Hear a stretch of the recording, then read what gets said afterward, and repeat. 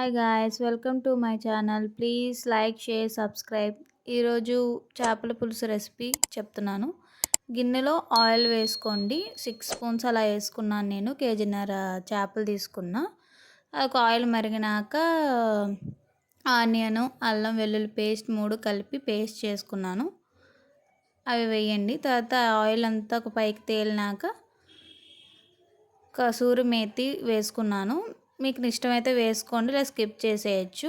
దాని తర్వాత మగ్గినాక చిల్లీస్ వేసుకున్నాను. 7 చిల్లీస్ వేసుకున్నాను. నేను కేజీన్నర ఫిష్ తీసుకున్నాను, దాని తగ్గట్టు చిల్లీస్ వేసుకున్నాను.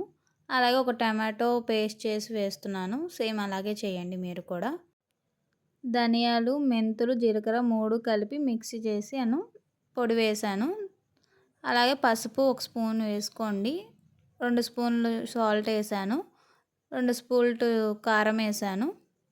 సేమ్ అలా మీ తగ్గట్టు కారం వేసుకోండి.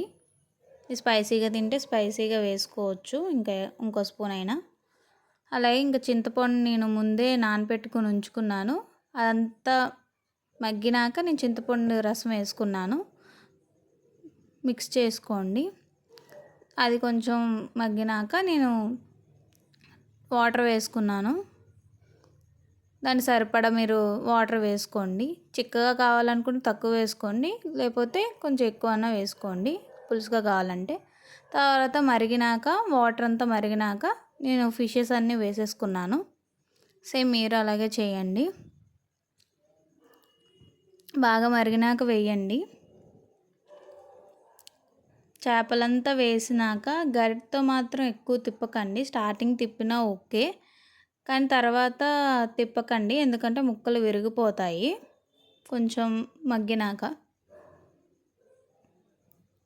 నేను ఎలా తిప్పాలో అన్నది చూపిస్తాను, అలా తిప్పండి. ఫస్ట్ గరిటతో తిప్పినా ప్రాబ్లం లేదు, తర్వాత మగ్గినాక మాత్రం తిప్పకండి.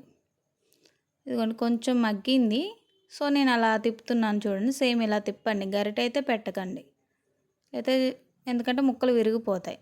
ఇంకా అయిపోయింది. లాస్ట్లో ఇంకా కొత్తిమీర వేసాను. బాగా ఉడికిపోయినాక లాస్ట్ దించే 5 మినిట్స్ ముందు కొత్తిమీర వేసుకోండి. బాగా కలుపుకోండి, ఇలాగే సేమ్ నేను చూపించినట్టే.